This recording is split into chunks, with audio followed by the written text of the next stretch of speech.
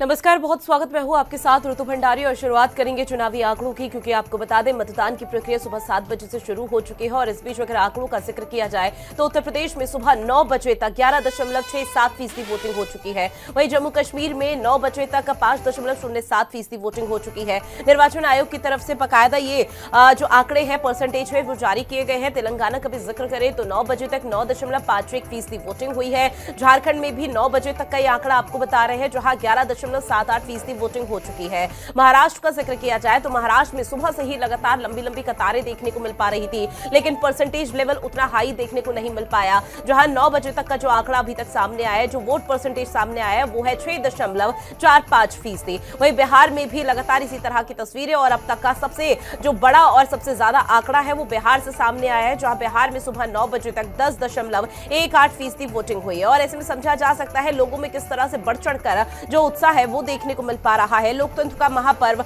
मनाते हुए नजर आ रहे हैं, और न सिर्फ अपने आप को यहाँ पर जागरूक कर रहे हैं कि अपने मत के लिए इस्तेमाल करें, लेकिन अपने आसपास के जो लोग हैं उनको भी लगातार जागरूक किया जा रहा है कि अपने वोट का इस्तेमाल जरूर किया जाए। और चर्चा करेंगे निरंजन पोद्दार जी हमारे साथ जुड़ गए हैं, राजनीतिक विश्लेषक। सर, बहुत स्वागत करती हूँ हिंदी खबर में आपका। और चूंकि सर देखिए, लंबे समय से हम लगातार चर्चा तमाम मुद्दों को लेकर कर रहे हैं, लेकिन आज की वो तारीख यहाँ सामने आ चुकी है जब लोकतंत्र के महापर्व को, चौथे चरण को 10 राज्यों के 96 लोकसभा सीटों पर मनाया जा रहा है। आप कैसे देख पा रहे हैं? क्योंकि 2019 का अगर जिक्र किया जाए, 96 से 42 लोकसभा सीटें ऐसी थी जो बीजेपी के पाले में थी। अब क्या माहौल? देखिए, निश्चित रूप से जिस तरीके से भारतीय जनता पार्टी ने अपनी राजनीतिक रणनीति और अपने राजनीतिक कौशल और जिसको कहते हैं राजनीतिक परिश्रम जो किया है, या यूं कहीं पसीना बहाया है, तो मेरा ये मानना है कि जैसे पिछली बार की जो ये 96 यानी कि 96 लोकसभा सीटें थी जिनके ऊपर आज चुनाव हो रहा है, इसके अंदर आप देखेंगे ज्यादातर सीटें जो है या तो पश्चिम बंगाल की है, या आंध्र प्रदेश की है, या तेलंगाना की, यानी कि वहां की महत्ता ज्यादा है, इसके अंदर संख्या ज्यादा है। तो वो निश्चित रूप से जिस तरीके से भारतीय जनता पार्टी ने दक्षिण में अपने पैर फैलाए हैं, आपने देखा होगा कि विधानसभा चुनाव के अंदर भी भारतीय जनता पार्टी का वोट प्रतिशत बढ़ करके सीधा 17% वोट प्रतिशत हो गया था। और दूसरी तरफ अब लोकसभा का चुनाव है, और लोकसभा के चुनाव में आपको पता है कि भारतीय जनता इतनी प्रबुद्ध हो चुकी है, इतनी विद्वान हो चुकी है कि वो विधानसभा में किसको वोट देना है और लोकसभा में किसको वोट देना है, इस चीज को बहुत बड़ी बात समझ करके चयन करती है, क्योंकि उनको पता है कि आज का जो चुनाव है, या यूं कहें कि जो अभी जो लोकसभा के चुनाव है, ये प्रधानमंत्री बनाने के लिए ही, देश की सरकार बनाने के लिए। और जनता इस बात को समझती है कि देश के मुद्दे अलग होते हैं, स्थानीय मुद्दे अलग होते हैं, विधानसभा के मुद्दे अलग होते हैं। तो निश्चित रूप से इस बार जिस तरीके से दावा किया जा रहा है, भारतीय जनता पार्टी तो बड़ा दावा कर रही है, लेकिन मेरा मूल्यांकन ये है कि पश्चिम बंगाल के अंदर जो पिछली बारी भारतीय जनता पार्टी के पास 18-19 सीटें थी, वो इस बारी कहीं ना कहीं मुझे ऐसा लग रहा है कि 25 प्लस जाने की संभावना है। और दूसरी तरफ अगर हम बात करें आंध्र प्रदेश की, तो आंध्र प्रदेश के अंदर भी इस बार जैसे चंद्रबाबू नायडू की पार्टी तेलुगु देशम के साथ भारतीय जनता पार्टी ने समझौता किया, और जब पवन कल्याण की जन आकांक्षा पार्टी के साथ इन्होंने समझौता किया है, तो निश्चित रूप से आप ये समझ लीजिए। और दूसरी तरफ वहां पे जिस तरीके से जो वाईएसआर कांग्रेस है, उसका एक एंटी इनकम्बेंसी का जो दौर है, तो उसके अंदर आंध्र प्रदेश के अंदर भी मुझे ऐसा लग रहा है कि भारतीय जनता पार्टी बड़ा गेन करने वाली है। और तेलंगाना के अंदर भी मुझे ऐसा लगता है कि पिछली बार की जो सीटें थी, उन सीटों को उनके अंदर कम से कम 2-3 सीटों का इजाफा करती हुई दिख रही है, बल्कि ज्यादा भी हो सकती है। ये बात मैं इसलिए कह रहा हूं क्योंकि आपने देखा होगा कि 2019 का जो लोकसभा चुनाव था, या यूं कहें कि 2023 का जो विधानसभा चुनाव था, उसके अंदर अब बिल्कुल सर, मतलब ये समझकर चला जाए, मानकर चला जाए 4 जून को शायद भारतीय जनता पार्टी के लिए किसी तरह की कोई बड़ी खुशखबरी सामने आ सकती है। लेकिन सर, यहाँ पर इंडिया अलायंस को भी नकारना नहीं चाहिए, क्योंकि अगर पश्चिम बंगाल का जिक्र किया जाए, एक बार फिर से मैं आप ही का रुख करते हुए 2 मेहमानों का तारुफ और करा दूं। विजय हंस जी, जो कि कांग्रेस के प्रवक्ता है, वो भी हमारे साथ जुड़ गए, और अभिषेक राय जी, समाजवादी पार्टी के प्रवक्ता भी हमारे साथ जुड़ गए। आप दोनों का बहुत स्वागत करती हूँ हिंदी खबर में, आप दोनों का। लेकिन निरंजन पोद्दार से सवाल ये, पश्चिम बंगाल का सर आपने जिक्र किया, पश्चिम बंगाल में क्योंकि देखिए इंडिया अलायंस का जिक्र किया जाए तो पूरे देश भर भर में अपनी एकजुटता, शक्ति प्रदर्शन की कोशिश की गई। न सिर्फ झारखंड बल्कि दिल्ली के रामलीला मैदान में भी वो तस्वीरें देखने को मिल पाई थी। लेकिन इस बीच जो कांग्रेस और टीएमसी है उनके बीच वो तकरार का दौर हमेशा से देखने को मिला। चाहे अधीर रंजन चौधरी का जिक्र कर लिया जाए या पश्चिम बंगाल की मुख्यमंत्री ममता बनर्जी का जो जुबानी बयानबाजी थी वो यहां पर तल्ख और टिप्पणी देखने को मिल पाई। तो क्या पश्चिम बंगाल में इंडिया अलायंस की वो एकजुटता देखने को मिल पाएगी आगे आने वाले समय में? देखिए, ऐसा है, इंडिया अलायंस बोलने को तो एक अलायंस है, लेकिन अगर आप पूरे भारतीय स्तर के ऊपर देखें तो कहीं भी इसके अंदर एक रूपता नहीं है। और अलायंस कहें, गठबंधन कहें या सहयोग कहें या सहयोगी कहें, उसके अंदर देखिए आपके विचार भी समान होने चाहिए, आपके अंदर आत्मविश्वास भी होना चाहिए, एक दूसरे के ऊपर एक दूसरे के प्रति भरोसा भी होना चाहिए। लेकिन अगर आप इंडिया गठबंधन की बात करेंगे तो कहीं ना कहीं मेरे को ऐसा लगता है। ठीक है सर, मैं आपको लौटूंगी। इस बीच देखिए तस्वीरें आपको दिखा रहे हैं झारखंड के मुख्यमंत्री चंपई सोरेन की, जहां पर वो अपना वोट कास्ट करने के लिए पहुंचे हैं। और निश्चित तौर पर जब वोट कास्ट करके वो बाहर निकलेंगे तो उस दौरान मीडिया से वो रूबरू होंगे। मीडिया से रूबरू होते हुए कई बातों का जिक्र करेंगे। और इसके साथ ही झारखंड में आज ये 4 लोकसभा सीटों पर यहाँ पर मतदान हो रहा है, उन 4 लोकसभा सीटों को लेकर भी अपने जो मतदाता है, जो जागरूक है, उनको लगातार अपील करने की कोशिश की जाएगी किस तरह से वो अपने वोट का इस्तेमाल करें और अपने घरों से बाहर निकले। क्योंकि इन दिग्गज की तरफ से जब मतदान केंद्र पहुंचा जाता है, उस बूथ पर पहुंचा जाता है, तो एक सियासी तौर पर भी मैसेज देने की कोशिश की जाती है कि वोट भले ही आप किसी को भी दें लेकिन अपने वोट कास्ट जरूर यहां पर करें। एक बार फिर से रुक करेंगे यहां पर चर्चा का। निरंजन पुदार जी अपनी बात रखिए आप।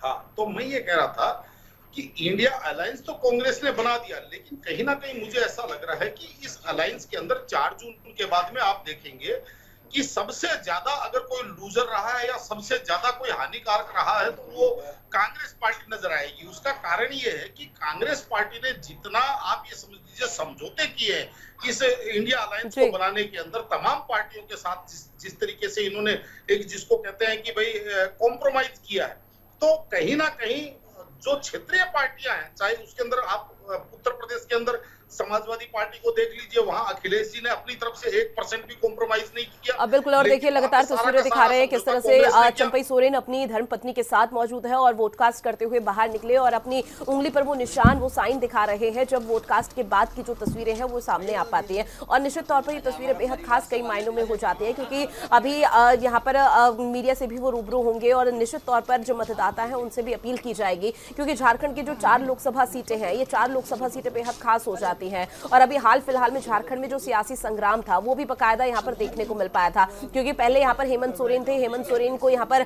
मनी लॉन्ड्रिंग के मामले में जेल में भेज दिया गया। उसके बाद की जो कार्रवाई है, फिर उसके बाद ये प्रक्रिया कुछ इस तरह से आगे बढ़ी कि झारखंड के मुख्यमंत्री हेमंत यहाँ पर चंपई सोरेन बने। उसके बाद से वो अपने कार्यकाल, अपनी जिम्मेदारियों का निर्वहन करते हुए नजर आ रहे हैं। लेकिन अब एक बार फिर से कैसी जेएमएम अपना झंडा यहाँ पर लहरा पाए, अपना परचम यहाँ पर लहरा पाए, उसको लेकर कवायद की जा रही है। चुनाव प्रचार के दौरान भी वो तस्वीरें निश्चित तौर पर देखने को मिल पाई है। एक बार फिर से चर्चा का रुख करेंगे और ऐसे में समाजवादी पार्टी के प्रवक्ता अभिषेक राय जी हमारे साथ जुड़े हुए हैं। अभिषेक जी, आपका रुख करते हुए, क्योंकि सर देखिए उत्तर प्रदेश की 13 लोकसभा सीटें हैं जहां पर मतदान की प्रक्रिया सुबह 7 बजे से शुरू हो चुकी है और वोटिंग परसेंटेज भी 9 बजे तक का अब तक अच्छा खासा सामने आ चुका है। ऐसे में जिन 13 लोकसभा सीटों का जिक्र हम लगातार कर रहे हैं जहां पर वोटिंग हो रही है, उन 13 लोकसभा सीटों पर 2019 में कहीं ना कहीं बीजेपी काबिज थी। तो अब ऐसे में 2024 में समाजवादी पार्टी अपने आप को उन 13 लोकसभा सीटों पर कहां देख रही है?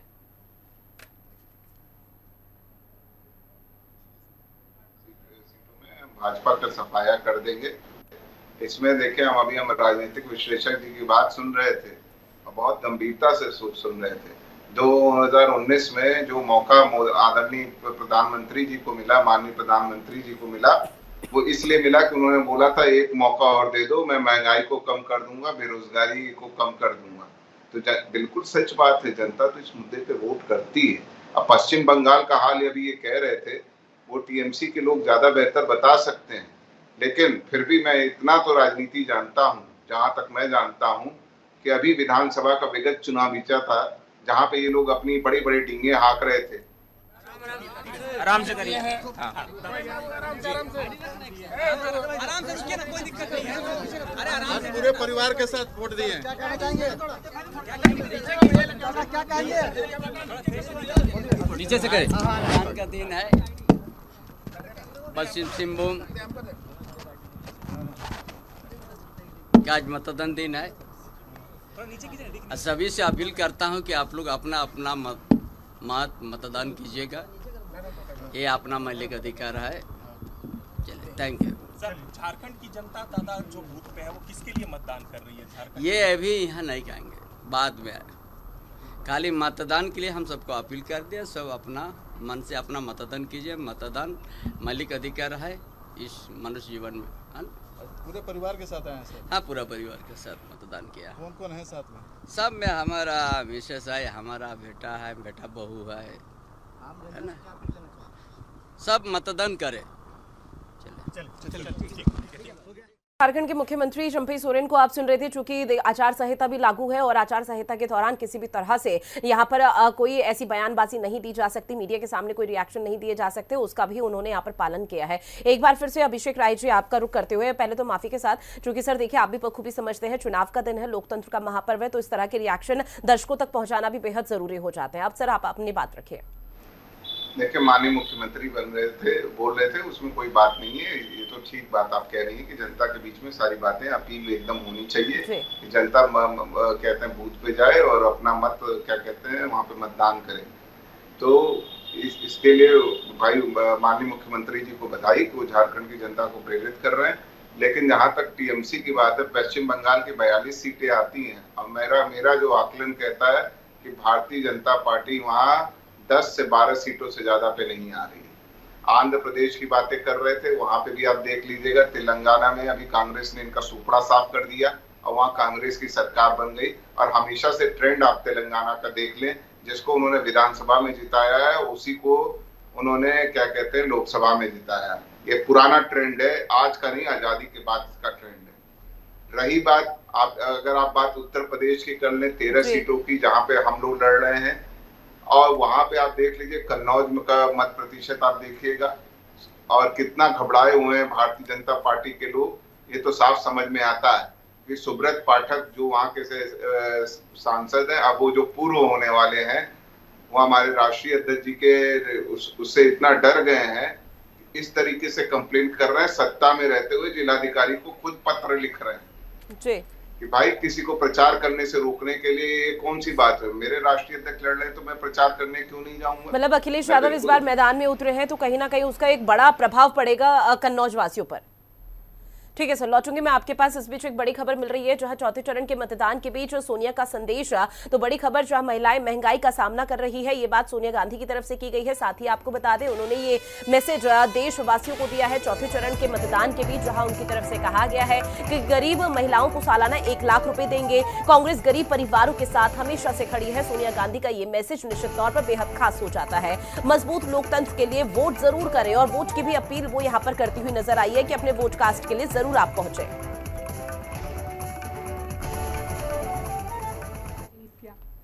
स्वतंत्रता की लड़ाई से लेकर आधुनिक भारत बनाने में महिलाओं का बड़ा योगदान रहा है। हालांकि आज हमारी महिलाएं भयंकर महंगाई के बीच संकट का सामना कर रही है। उनकी मेहनत और तपस्या के साथ न्याय करने के लिए कांग्रेस एक क्रांतिकारी गारंटी लेकर आई है। कांग्रेस की महालक्ष्मी योजना हम गरीब परिवारों की एक महिला को हर साल 1 लाख रुपए देंगे। कर्नाटक और तेलंगाना में पहले से ही हमारी गारंटी ने करोड़ों परिवारों की जिंदगी बदल दी है। चाहे मनरेगा हो, चाहे सूचना का अधिकार हो, शिक्षा का अधिकार हो और भोजन सुरक्षा जैसी हमारी योजनाओं से कांग्रेस पार्टी ने लाखों भारतीयों को ताकत दी है। महालक्ष्मी इस काम को आगे बढ़ाने की हमारी सबसे नई गारंटी है। इस कठिन समय में मैं आपको भरोसा दिलाना चाहती हूँ कि कांग्रेस का हाथ आपके साथ है और यही हाथ आपके हालात बदलेगा।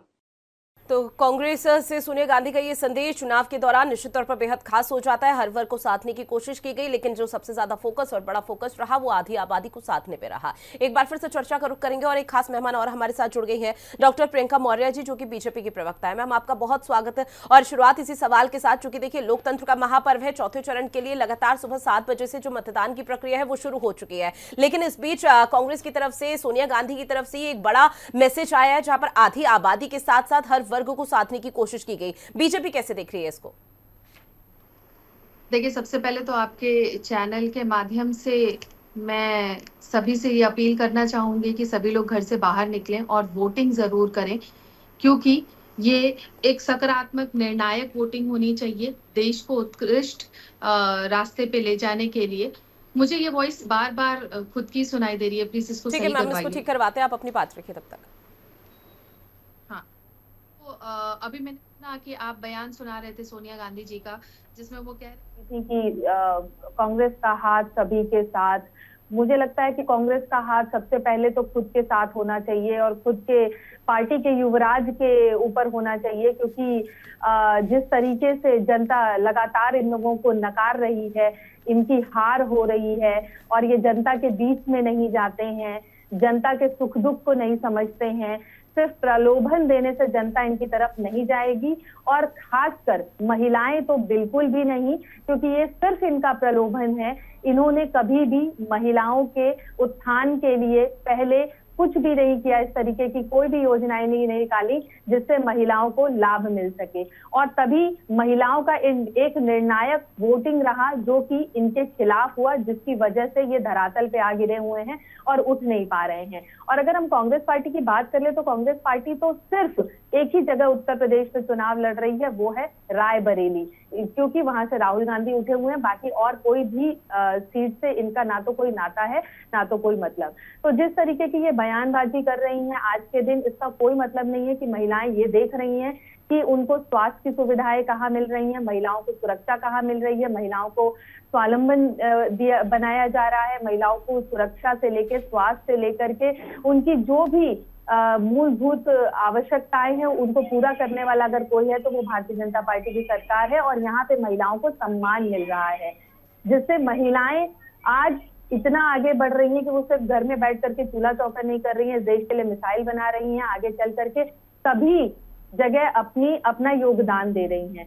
तो ये इस देश के यशस्वी प्रधानमंत्री की देन है कि महिलाओं को जब सुरक्षा मिल रही है तो महिलाएं आगे बढ़ रही हैं। और महिलाएं बढ़ चढ़कर हिस्सा ले रही है और जो सशक्तिकरण महिला यहाँ पर का जो बात कही जाती है, जो नारा दिया जाता है, वो भी कहीं धरातल पर परिपूर्ण हो रहा है। हमारे साथ विजय हंस भी जुड़े हुए हैं जो कि कांग्रेस के प्रवक्ता हैं, उनका रुख करते हुए विजय हंस जी जवाब दीजिए पहले तो बीजेपी का, जो कि देखिए तमाम मुद्दों को लेकर वो घेरते हुए नजर आए। और इसमें डॉक्टर प्रियंका मौर्य जी, रायबरेली नहीं 17 सीटों पर, क्योंकि कांग्रेस यहाँ पर चुनाव लड़ रही है तो निश्चित तौर पर 17 सीटों पर कांग्रेस की तरफ से कैंपेन चलाया जा रहा है और वो बहुत जरूरी भी हो जाता है। लेकिन विजय हंसी, सवाल आपसे ये कि कांग्रेस का हाथ सबके साथ की बात सोनिया गांधी कर रही है और बीजेपी का ये बोलना कि कांग्रेस का हाथ सबके साथ तो तब होगा जब पहले खुद कांग्रेस के पास हो। Thank you ma'am. जैसा कि हमारे सीनियर लीडर्स मल्लिकार्जुन खड़गे जी, सोनिया जी, राहुल जी, प्रियंका जी और तमाम सीनियर लीडर्स ने आज विनती करी है सभी वोटर के सामने कि सभी लोग बड़ी मात्रा में बाहर निकले और अपने वोट का राइट का इस्तेमाल करें। अब बात में बीजेपी की नेत्री यहाँ पे बोल रहे थे स्पोक्स पर्सन की कांग्रेस का हाथ सबके साथ। कांग्रेस आजादी से पहले ही सबको साथ लेके चल रही है, सबके साथ है। लेकिन बीजेपी के नेताओं का हाथ होता है रेजवाल वन्ना के साथ जो रेपिस्ट हैं, ब्रिजभूषण के साथ होता है जो रेपिस्ट है, हाथरस के रेपिस्ट और उनके कत्ल करने वाले बच्चियों का कत्ल करने वालों के साथ होता है, उन्नाव में बच्चियों का कत्ल करने वाले, रेप करने वाले लोगों के साथ होता है। तो इनका हाथ किसके साथ है? अक्यूज के साथ, जिन्होंने अत्याचार किए हैं, रेप किए हैं बच्चियों के, औरतों के। और हम लोग तो शुरू से बोल रहे हैं हम गरीब के साथ हैं, हम दलित के साथ हैं, हम ट्राइबल के साथ हैं। 70 साल में जो हमने मेहनत करी है उसी से सबको उनके राइट दिए हैं। अब एंकर मैम, आपको बेसिक राइट डेमोक्रेसी में क्या होता है? राइट टू वोट का होता है ना, कि तभी तो हम पार्टिसिपेट कर पाएंगे डेमोक्रेसी में, अपनी सरकार चुनने में।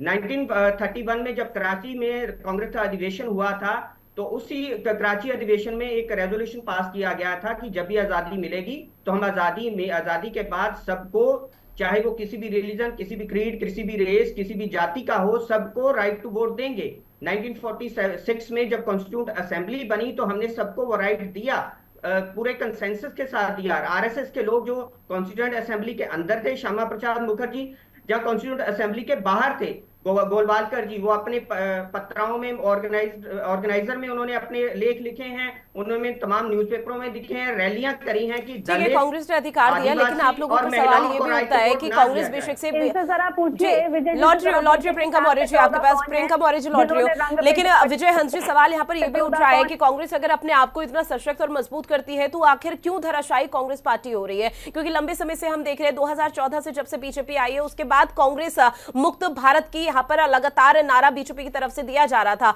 और कहीं ना कहीं कांग्रेस अब जो कल तक पूरे देश में यहाँ पर राज करती थी वो अब महज 2 या 3 राज्यों में सिमट कर रह गई है। ऐसा क्यों?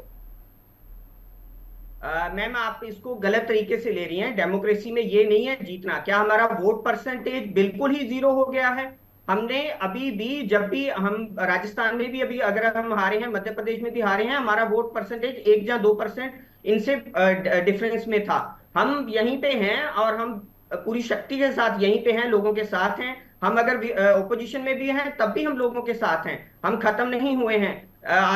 इसके बीजेपी और आरएसएस के गलत नैरेटिव के साथ, एक जुमले के साथ। सर आप भी बकायदा मेरी बात से यहाँ पर इत्तेफाक रखते होंगे कि चुनाव में हार जीत तय करती है, वोट परसेंटेज उतना मायने नहीं रखता। वोट परसेंटेज आपका 100% भी आ जाए, लेकिन उसके बावजूद भी अगर कांग्रेस पार्टी सत्ता में काबिज नहीं हो पा रही तो सवाल तो फिर भी उठेंगे कि भाई कहाँ ऐसी चूक हो गई, कहाँ ऐसी लापरवाही होगी जो कांग्रेस पीछे तो हम संविधान पे मैम वही तो हम लगातार संविधान पे हमले की बात कर रहे हैं कि एजेंसियों को गलत यूज किया जा रहा है, जर्नलिज्म को गलत यूज किया जा रहा है, हर तरह के हथकंडे अपनाए जा रहे हैं, गलत लोगों का नैरेटिव सेट करवाया जा रहा है, जिससे लोग पजल हो जाते हैं। लेकिन जनता जाग गई है। आप चाहे किसी भी एरिया में चले जाइए, देश के किसी भी इलाके में चले जाइए, आदिवासी हैं, दलित हैं, पिछड़े हैं, महिलाएं हैं, सब लोग बक्से भर भर के वोट निकलेंगे। इस बार इंडिया 4 जून को कांग्रेस लेडेड, ठीक है 4 जून को आप भी यही, मैं भी यही और बीजेपी की प्रवक्ता भी यही, तब हम दोबारा इस मुद्दे पर डिस्कशन करेंगे और किस तरह की स्थिति पशुपेक्ष की यहाँ पर बनती है वो देखना बेहद दिलचस्प भी रहने वाला है। प्रियंका मौर्य जी जवाब दीजिए। ठीक है सर, लॉटरी में आपके पास है, लॉटरी अब सुन लीजिए। इनके हिसाब से जनता आज तक सो रही थी जब इनको वोट नहीं मिल रहा था। मतलब कैसी ही बात कर रहे हैं, रवैये की बात कर रहे हैं। सरकार किसकी है? आपकी है, आपकी गवर्नेंस है वहाँ पे। ये दिखाता है कि आप लोग कितने, आप लोगों का जो नेतृत्व है वो कितना कमजोर है। आप एक आदमी को पकड़ नहीं पा रहे हैं जो आदमी। विजय हंस जी बीच में इंटरप्ट मत कीजिए सर, सुन लीजिए, आपकी पूरी बात सुनी गई। गवर्नेंस है आपकी, आप फेल्योर गवर्नेंस हमेशा चलाते रहे हैं, इसी वजह से जनता आपको पसंद नहीं कर रही है। ये सीधी सी बात है। और महिलाओं की जहां तक बात कर रहे हैं, मैं आपसे सबसे पहले ये पूछना चाहूंगी, संदेश थाली पे कहाँ आप लोग के मुंह में दही जम जाती है? कहाँ चली जाती है सोनिया गांधी? कहाँ चली जाती है प्रियंका गांधी जो महिलाओं की बात करती हैं? तब उनके मुंह से कुछ नहीं निकलता है। आपके ही पार्टी की सुप्रिया शिनेत्र है, महिला पे कैसे टिप्पणी करती है, सुरजेवाला है कैसे टिप्पणी करते हैं। लेकिन मैम संदेश खाली को लेकर तो अभी हाल फिलहाल में एक वीडियो आपने भी देखा होगा जहां पर बीजेपी के खुद वहां पर कोई नेता है और उनको उस वीडियो में बीजेपी के नेता यहाँ पर मना कर संदेश खाली में कुछ घटना ही घटित नहीं हुई थी। हाँ सुनिए तो मेरी बात तो सुनिए। विजय हंस जी सुन लीजिए, विजय हंस जी सुन लीजिए, आपको पूरा समय दिया गया था। किस तरीके से महिलाओं को बरगलाया जा रहा है वो वीडियो भी ठीक से देखिए कि ये लोग कैसे वापस से उन महिलाओं के साथ क्या कर रहे हैं। और आप मुझे बताइए ना कि एक बार भी ये महिलाओं को सम्मान में क्यों नहीं अपनी आवाज उठाते हैं? कोई भी ऑर्डर आना वो एक अलग चीज हो गई, लेकिन जब महिलाओं पर उत्पीड़न होता है तो हर जगह पे आपको आवाज उठानी चाहिए। देखिए विपक्ष को मणिपुर की महिलाएं नजर आती है और बीजेपी को संदेश खाली की महिलाएं नजर आती है। अब ऐसे मणिपुर वर्सेस यहाँ पर वही स्थिति है ना, विपक्ष को यही तो नजर आ रहा है, मणिपुर की महिलाएं भी विपक्ष को नजर आ रही है। और फिर कह रहे हैं कि महिलाएं को वोट देंगी, महिलाओं की सुरक्षा की ये बात करेंगे, स्वास्थ्य की ये बात करेंगे, जो महिलाओं को कभी भी आगे नहीं बढ़ने देना चाहते हैं और महिलाओं के हित में। ठीक है, इस बीच में आपको रोकूंगी और देखिए दिल्ली की तस्वीरें आपको दिखा रहे हैं जहां यहाँ पर अलग अलग तरह के बैनर पोस्टर बकायदा आम आदमी पार्टी की तरफ से लगाए जा रहे हैं। केजरीवाल ने निभाई जिम्मेदारी, अब है हमारी बारी, क्योंकि देखिए आधी आबादी सबसे बड़ा लोकतंत्र के इस महापर्व की हिस्सेदारी जो भागीदारी है वो यहाँ पर बनते हैं। और इसमें सोनिया गांधी का भी अभी संदेश आप लोगों ने सुना था, किस तरह से सोनिया गांधी की तरफ से भी आधी आबादी के साथ साथ हर वर्ग को साधने की कोशिश की गई। और अरविंद केजरीवाल यानी कि आम आदमी पार्टी की तरफ से भी वही जो तस्वीर है, जो वही स्थिति है वो यहाँ पर सामने आप पा रही है, क्योंकि कल ही अरविंद केजरीवाल की तरफ से 10 गारंटियां यहां पर गिनाई गई थी और उन 10 गारंटियों में आधी आबादी का जिक्र भी किया गया था और अब उसके बैनर पोस्टर भी लगने शुरू हो चुके हैं। ऐसे में निरंजन पोद्दार जी, एक बार फिर से रुख आपका करते हुए, क्योंकि देखिए उत्तर प्रदेश की 13 लोकसभा सीटों का जिक्र किया जाए सर, निश्चित तौर पर यह बेहद खास हो जाती है, क्योंकि कहा तो यही जाता है कि दिल्ली की सत्ता का रास्ता जो है वो उत्तर प्रदेश की 80 लोकसभा सीटें ही तय करती है। अब इन 13 लोकसभा सीटों का रास्ता क्या वाकई में दिल्ली की सत्ता तय कर पाएगी?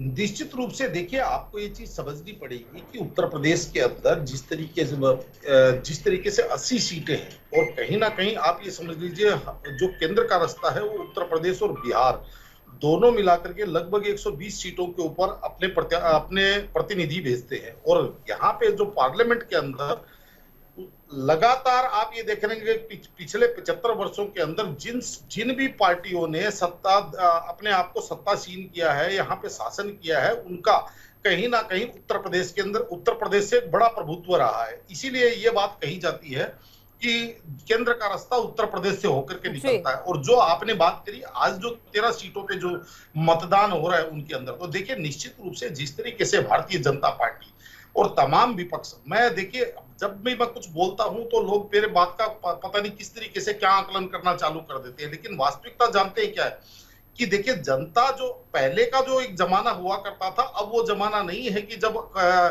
गांव के अंदर दूर दराज के अंदर आप ये समझ लीजिए 2-2, 3-3 दिन से अखबार पहुंचा करते थे और अखबार के अंदर कोई भी एक लाइन छप जाती थी, जनता उसको शाश्वत सत्य मान लेती थी। आज की तारीख में चाहे जिसको कहते हैं अंतिम छोर पे बैठा हुआ व्यक्ति भी किसी ना किसी गैजेट से अपलोडेड है, और चाहे वो इंटरनेट से जुड़ा हुआ है, चाहे वो मोबाइल हो, टैबलेट हो, कंप्यूटर हो, टीवी हो, कोई भी माध्यम से वो जुड़ा हुआ है, और रोज दिन प्रतिदिन उसके पास खबरें पहुंचती है और वो सारी चीजों को अपनी आंखों से देखता है और उसके बाद में अपने विवेक से उसका मूल्यांकन करता है, अपने विवेक से अपना निर्णय बनाता है। और निश्चित रूप से आपको यह भी चीज समझनी पड़ेगी कि आपने एक चीज और देखी होगी, पिछले लगभग 10-15 वर्षों से एक नया ट्रेंड शुरू हो गया। जो मिलीजुली जो सरकारें हुआ करती थी भारत के अंदर, या यूं कहें कि जो अपंग और लंगड़ी जो सरकारें हुआ करती थी, अब उनका ट्रेंड बदल गया। अब जनता जो भी सरकार बनाती है एक पार्टी को पूर्ण बहुमत देती है, चाहे आप उसके अंदर पोजीशन की बात करें चाहे अपोजिशन की बात करें।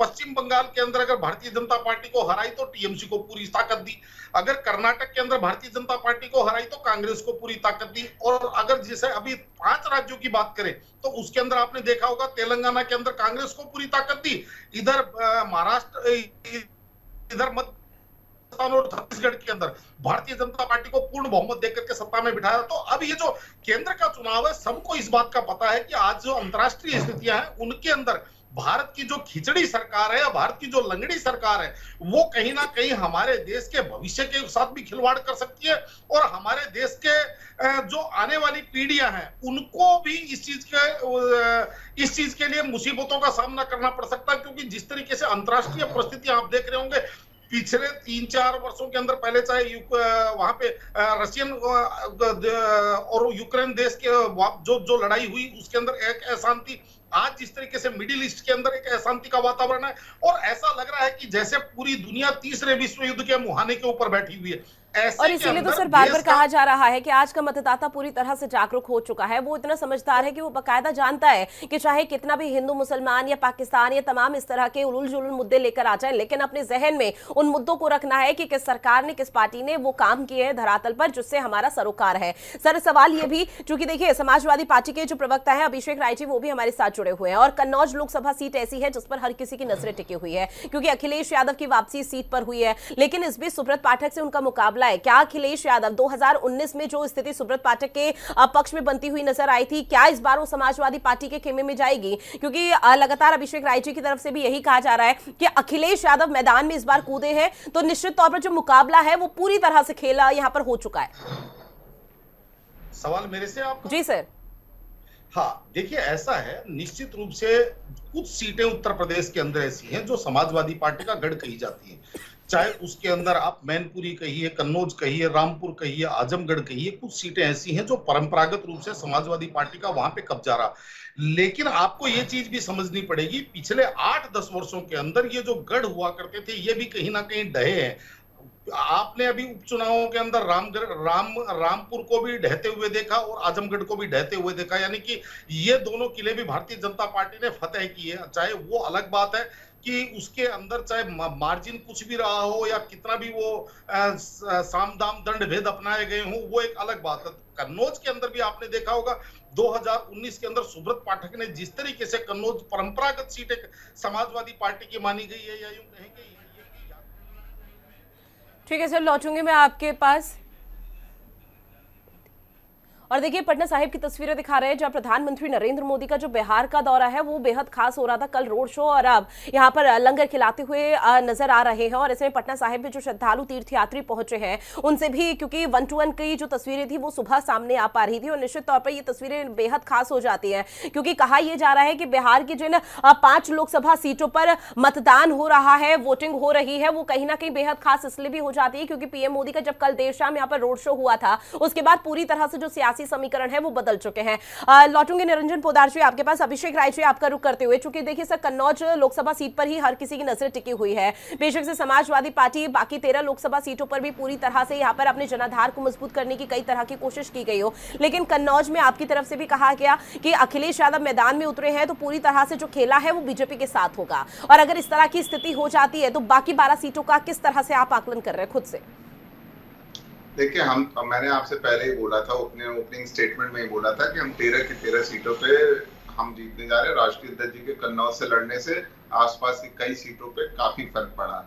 दूसरी बात, अभी हमारे जो कहते हैं राजनीतिक विश्लेषक साहब हैं उनकी बात सुन रहा था, मुझे एक चीज समझ में बहुत अच्छे से आई। देखिए, मैं एक प्रोफेशनल डॉक्टर, तो मेरे एक बात बहुत समझ में आई कि इन्होंने एकदम सच बात कही। मैं आजमगढ़ से आता हूँ और मैंने एक बात बहुत अच्छे से समझ में आई कि सबके पास सोशल मीडिया और सारी चीजें और मीडिया चैनल्स लोग देखते हैं, लेकिन जिसको नौकरी नहीं मिल रही है, जिसको खाने को नहीं मिल रहा है, जो 1100 रुपए का सिलेंडर भरा रहा है, जिसके घर के 4 लड़के बेकार बैठे हुए हैं, उसे भी ये बात समझ में तो आती है। जनता बिल्कुल जागरूक हो चुकी है। ऋतु जी, जो आपने कहा कि जनता जागरूक हो चुकी है, जनता भी समझ रही है। किस दिन लच्छेदार भाषण, अभी ये मिडिल ईस्ट की बात कर रहे थे और उसकी बात कर रहे थे, सारी बातें कर रहे थे। आपने डॉलर, आप बताओ डॉलर कहाँ गया? स्विस बैंक में कितना काला धन कम हो गया? कितने लोगों के खाते में पैसे वापस आ गए? किसको इन्होंने जेल भेज दिया सिर्फ राजनीतिक विरोधियों के अलावा? तो मुझे एक चीज बता दो, ईडी और सीबीआई को जिस तरह तोते की तरह ये लोग इस्तेमाल करते हैं, तो उसे जनता बहुत बखूबी समझ रही है। और इस बार इनका सुपड़ा साफ होने वाला है। उत्तर प्रदेश में आप देखिएगा, इनको बहुत बुरी हार मिलने वाली है।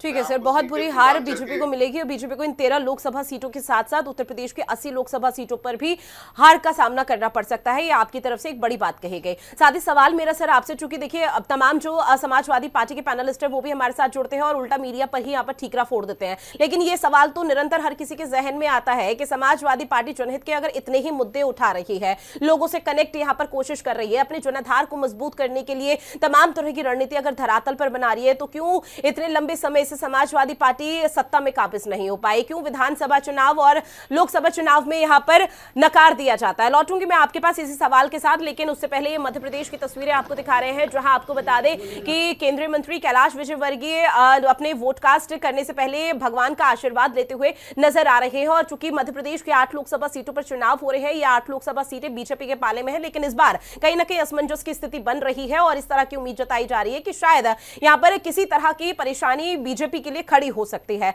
और एक बार फिर से अभिषेक राय जी उसी सवाल के साथ जवाब दीजिए आप।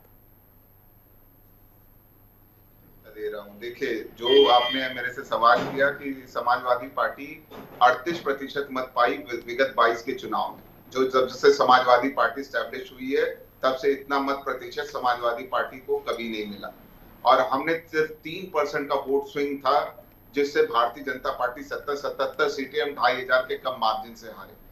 तो इससे साफ पता चलता है कि जनता हमको पसंद करती है कि नहीं करती है। तो इसमें बताने की हमें किसी को कोई जरूरत नहीं। हम प्रमुख विपक्षी दल है और हमने किसी जर्नलिस्ट पे या किसी पे वो देखे, हमें जो जनता के मुद्दे वो हम सड़क पे भी उठाते हैं, विधानसभा में भी उठाते हैं और संसद में भी उठाते हैं, जहां उसकी सुनवाई हो। तो हम उस चीज को एक माफी के साथ आपको यहाँ पे रोक रही हूँ, एक सवाल का जरूर जवाब दीजिएगा। चुनाव में आपको क्या लगता है कि हार जीत मायने रखती है या फिर वोट परसेंटेज?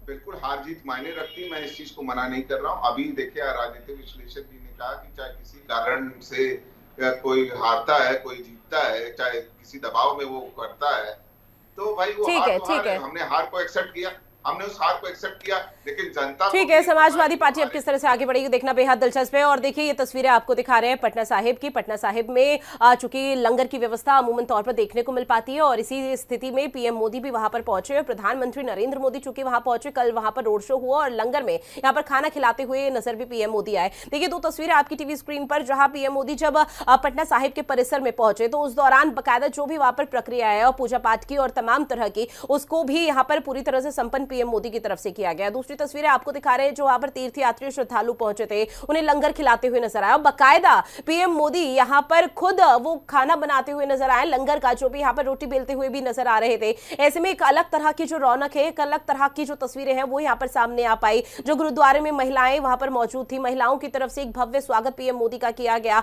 उनको यहां पर क्योंकि लगातार ये कहा जा रहा है कि बिहार की जो 5 लोकसभा सीटों पर यहां पर चुनाव हो रहे हैं वो बेहद खास इसलिए भी हो जाते हैं क्योंकि पीएम मोदी की तरफ से कल रोड शो किया गया था और कल रोड शो के बाद ये तस्वीरें आना निश्चित तौर पर जो सियासी समीकरण है वो बदल सकती है। और पीएम मोदी की तरफ से अमूमन तौर पर तस्वीरें सामने आती है जहां वो व्यक्तिगत तौर पर जिस राज्य पे जाते हैं उस राज्य के वो वहीं के होके रह जाते हैं। और देखिए किस तरह से उनका जो वेशभूषा है, चाहे ऊपर से लेकर नीचे तक यहाँ पर नजर डाली जाए, वो एक अलग तरह की पारंपरिक जो वेशभूषा वो यहाँ पर ग्रहण करते हुए पीएम मोदी, और इसके साथ ही पटना साहिब जब यहाँ पर पहुंचे तो मत्था टेकते हुए नजर आए। बाकी जो भी यहाँ पर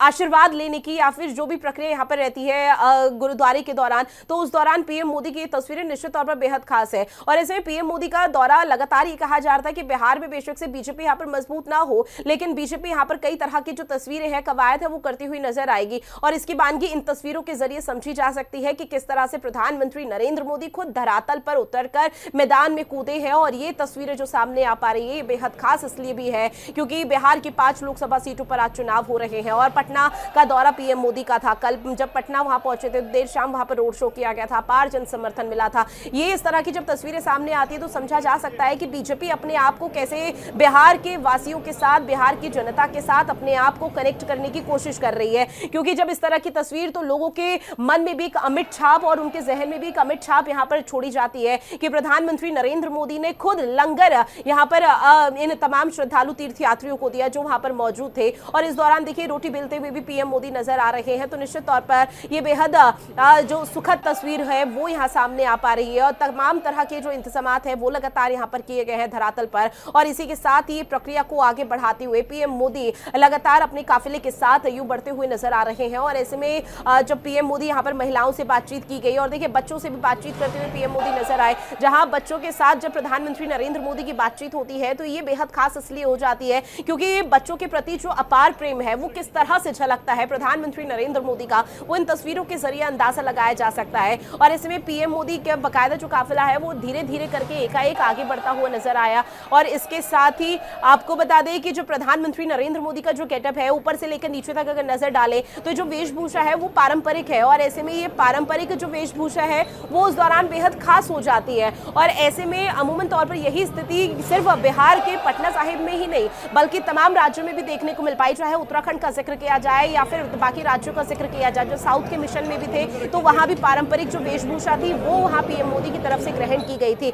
इससे एक मैसेज देने की भी कोशिश की जाती है और अपने वोट बैंक के साथ साथ जो यहाँ पर जनता है उनसे भी कनेक्ट करने की कोशिश यहाँ पर पीएम मोदी के जरिए की जाती है। और यही शायद वो खूबसूरत तस्वीर है जिसके जरिए अपने जनाधार को मजबूत करने की जो जिक्र है वो लगातार पीएम मोदी के जरिए किया जाता है। निरंजन पोदार जी, इन तस्वीरों के साथ में आपका रुख करते हुए, चूंकि देखिए पीएम मोदी का बिहार का दौरा है, पटना साहिब में पीएम मोदी की मौजूदगी है और बिहार की 5 लोकसभा सीटों पर सर आज चुनाव हो रहे हैं। अब देखिए पटना साहिब जब वो पहुंचे तो खुद ही अपने हाथों से उन श्रद्धालुओं को, तीर्थयात्रियों को लंगर बांटा पीएम मोदी ने। इसके साथ ही रोटी भी बेलते वहां पर नजर आए और जो भी प्रक्रिया है उसको खुद पीएम मोदी ने संपन्न किया। तो किस तरह का मैसेज है, कैसे समझा जाए इन तस्वीरों को?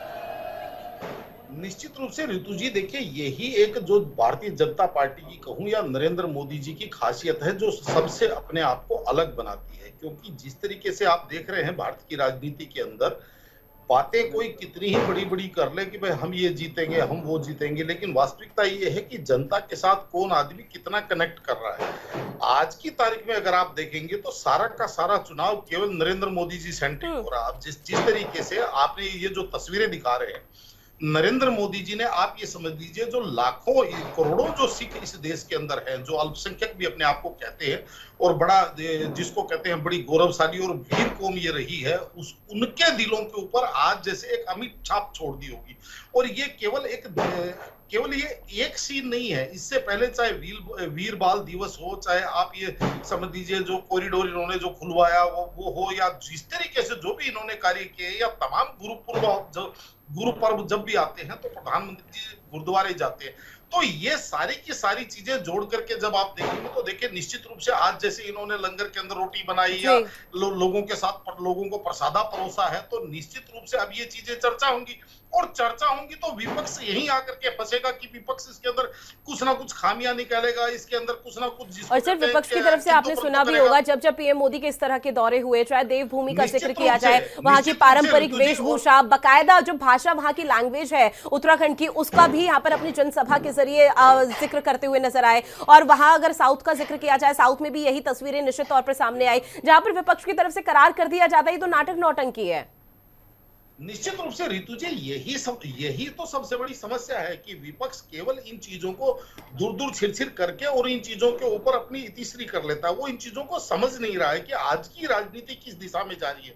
जैसे हमारे यहाँ समझ लीजिए एक समय था जब P2 चला करता, पहले MS DOS कमांड के अंदर कंप्यूटर आया, उसके बाद में P2 आया, P3 आया, उसके बाद में सेलरोन आया, और आज की तारीख में जिस तरीके से अपग्रेडेड जो गैजेट आ रहे हैं, और लेकिन भारत की राजनीति के अंदर आप विशेषकर आप विपक्ष को कहूं तो आप ये मान के चलिए वो आज भी उस MS DOS वाली राजनीति के अंदर उसी को लेकर के बैठा हुआ है, यानी कि किसी का कुर्ता खींच रहा। अब ये जितनी भी देखिए, अभी जो समाजवादी पार्टी के विद्वान प्रवक्ता ये बार बार मुझे भी इंगित कर रहे थे, या यूं कहें कि मेरे को कोट कर रहे थे। मैं आपसे एक चीज पूछना चाह रहा हूं ऋतु जी, निश्चित रूप से ऐसा नहीं है कि महंगाई मुद्दा नहीं है, बेरोजगारी मुद्दा नहीं है, या जो मुद्दे ये उठाते हैं वो चीजें मुद्दे नहीं है, लेकिन आपके पास उसका तर्क क्या है, आपके पास उसका साधन क्या है?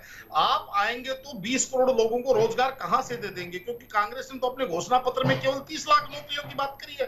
तो कहने का तात्पर्य ये है, केवल आप मेरी कमी गिना देंगे और उसका आप समाधान नहीं बताएंगे। एक उदाहरण के तौर पे आपने वो तस्वीर वाली चीज सुनी होगी, एक चित्रकार ने तस्वीर बनाई और चित्र बनाया और चौराहे पे टांग दिया, इसमें कुछ कमियां हैं तो निकालिए। पूरा चित्र आपको देखेंगे तो कमियों से रंगा हुआ था, जगह जगह मार्क लगा हुआ था। दूसरे दिन वही चित्र जब चित्रकार ने सेम चित्र बनाया और वहां पे लगा दिया और कह दिया इसके अंदर जो कमियां हैं उनको पूरी कर दीजिए, तो वहां पे किसी ने उसको किसी का पैन तक टच नहीं हुआ। तो कहने का तात्पर्य ये है कि केवल कमियां निकालना बहुत आसान है कि उसने ये नहीं किया, उसने वो नहीं किया। आप कैसे करेंगे? और इससे पहले जो आपका अतीत रहा है, किसी ना किसी कालखंड में आज भारत की जितनी भी राजनीतिक पार्टियां हैं, एक आध को छोड़ करके किसी ना किसी कालखंड के अंदर, चूंकि देखिए आरोप प्रत्यारोप का दौर तो चलता ही रहता है, और जिस तरह से आपने महंगाई का भी जिक्र किया, लगातार विपक्षी पार्टी भी महंगाई के मुद्दे को उठा रही है। राहुल गांधी की तरफ से तो बाकायदा ये कहा गया है कि महंगाई, अगर राहुल गांधी सत्ता में काबिज होते हैं, इंडिया लाइन सत्ता में काबिज होती है, तो एक झटके में महंगाई को हटा दिया जाएगा। विजय हंस जी, जवाब दीजिए। कोशिश करी है 20 मिनट तक मोदी जी को ये बताने की कोशिश करी कि ये सिखिज्म की, जहाँ सिख गुरुओं की बहुत इज्जत करते हैं, बहुत रिस्पेक्ट करते हैं। तो मैं बताना चाहूंगा 13 महीनों लगातार 13 महीने पंजाब के किसान वहां दिल्ली में बैठे रहे थे। इनसे कुछ ही किलोमीटर दूर थे इनके घर से मोदी जी के। एक बार भी ये उनसे मिलने नहीं आए, उनको न्योता नहीं दिया खुद मिलने का। हालांकि इससे पहले चाहे प्रधानमंत्री राजीव गांधी हो, प्रधानमंत्री मनमोहन सिंह हो, वो खुद किसानों से जब भी उनकी कोई मांगे होती थी उनसे खुद मीटिंग करते थे और उनसे खुद उनकी मांगों को सुन के उनको पूरा करते थे। 13 महीने 750 किसानों की वहां हत्या हुई है, उसके बारे में कुछ चुप रहे। गवर्नर सत्यपाल मलिक ने बोला कि जब मैंने इनको बोला कि 750 किसान की मौत हो गई है उस आंदोलन में, तो प्रधानमंत्री ने सत्यपाल मलिक जी को बोला कि मेरे लिए थोड़ा ना मरे हैं। तो ये जब आप डायरेक्टली लोगों के साथ कनेक्टेड नहीं है तो धार्मिक स्थानों पे जाने से आपकी कनेक्टिविटी नहीं बढ़ेगी। आपने लोगों को मारा है, ये बात साफ है। आपने दलितों को मारा है, उनका उत्पीड़न किया है। देखिए मैम, एंकर मैम, इनका मैनिफेस्टो बेरोजगारी पे साइलेंट है, महंगाई पे साइलेंट है, दलित उत्पीड़न पे साइलेंट है, SC ST OBC के जो पद खाली हैं सरकारी, 30 लाख नौकरियां खाली हैं, उन पे साइलेंट है। इनका महिलाओं के उत्पीड़न पे, लेकिन सर आप ये बखूबी समझते होंगे कि जब इस तरह की चीजें सामने आती है और लोगों से कनेक्शन यहाँ पर बनाने की कोशिश करती है, उसका इम्पैक्ट पड़ता है। क्योंकि देखिए पटना साहिब में बेशक से लोगों से यहाँ पर, बात सुनिए सर, पटना साहिब में बेशक से लोगों से बातचीत करने की कोशिश यहाँ पर PM मोदी कर रहे हैं, तो इसमें अपने जनाधार को मजबूत कर रहे हैं। वही अगर राम मंदिर का मैं जिक्र करूं, बात सुन लीजिए सर, राम मंदिर का मैं अगर जिक्र करूं तो जब यहाँ पर निमंत्रण कांग्रेस पार्टी को दिया गया था, मल्लिकार्जुन खड़गे की तरफ से मना कर दिया गया था और निमंत्रण ठुकरा दिया गया था। बीजेपी ने उस मुद्दे को यहाँ पर भुनाया और उत्तर प्रदेश में किस तरह से इस मुद्दे को भुनाने की कोशिश की गई वो तो आपको भी मालूम है बखूबी। विजय जी कि ये मुद्दों की तो बात ही नहीं कर रहे, बेरोजगारी पे, महंगाई पे, महिला उत्पीड़न पे, SC ST OBC की भागीदारी पे, हर चीज पे तो साइलेंट है इनका। पिछले 10 साल भी साइलेंट रहे हैं, अभी का मैनिफेस्टो भी बीजेपी का साइलेंट है। तो क्या क्या पेश कर रहे हैं आप लोगों के साथ? 30 लाख सरकारी नौकरियां खाली हैं, वो बरी क्यों नहीं है? ठीक है, महिला उत्पीड़न का लगातार आप लोगों की तरफ से जिक्र किया जा रहा है, लेकिन महिलाओं के अगेंस्ट में जो बयानबाजी है उसका आंकड़ा 2024 के लोकसभा चुनाव में आप लोगों के खेमे से सबसे ज्यादा आया है। प्रियंका मौर्य जी जवाब दीजिए कांग्रेस का। देखिए, विश्व के सबसे लोकप्रिय नेता हैं प्रधानमंत्री मोदी जी, और जिस तरीके से वो लोगों से कनेक्ट होते हैं, वो प्यार जो इनको कनेक्ट करता है लोगों से, लोग भी इनको भर भर के वैसे प्यार देते हैं। आपने देखा कि कितनी माताओं बहनों ने इनको आशीर्वाद दिया, अपना बेटा माना। और मैं आपको एक चीज बता दूं कि जनता के लिए जिस तरीके से निरंतर योजनाएं निकल रही हैं, कार्य हो रहा है, वो प्रधानमंत्री मोदी को यशस्वी नेता बना रहा है। और सबसे बड़ी कांग्रेस की परेशानी क्या है मैं आपको बता देती हूँ। इनकी परेशानी ये है कि ये अब परेशान है कि हमारे परिवार का क्या होगा। इनको देश की नहीं पड़ी है, इनको समाज की नहीं पड़ी है, इनको पड़ी है सिर्फ अपने परिवार की, कि अब मेरा परिवार खराब होने वाला है, खत्म होने वाला है, क्योंकि इस देश का परिवारवाद वाले मुद्दे को लेकर आप लोगों ने हाईलाइट किया और उसको लेकर अब कहीं ना कहीं जो स्थिति है, पशुपेक्ष की स्थिति है, वो अब कांग्रेस खेमे में बनी हुई है। फिलहाल समय की कमी है, आप सभी मेहमान हमारे साथ जुड़े उसके लिए बहुत शुक्रिया। और आने वाले समय में चौथे चरण को लेकर जो वोट परसेंटेज है वो निरंतर बढ़ता हुआ नजर आ रहा है। और जो PM मोदी की तस्वीरें पटना साहिब से सामने आई है, निश्चित तौर पर विपक्ष का भी यहाँ पर निशाना साधा जाएगा, विपक्ष की तरफ से भी जो रिएक्शन है वो सामने आएंगे। लेकिन फिलहाल नजरें इसी पर टिकी हुई है, जो 75% का जो वोट परसेंटेज है निर्वाचन आयोग की तरफ से सेट किया गया है, क्या वो अब पूरा होता हुआ नजर आता है या नहीं, क्योंकि शाम 5 बजे तक का हर किसी को इंतजार। फिलहाल इस खास पेशकश में इतना ही, मुझे दीजिए इजाजत, नमस्कार।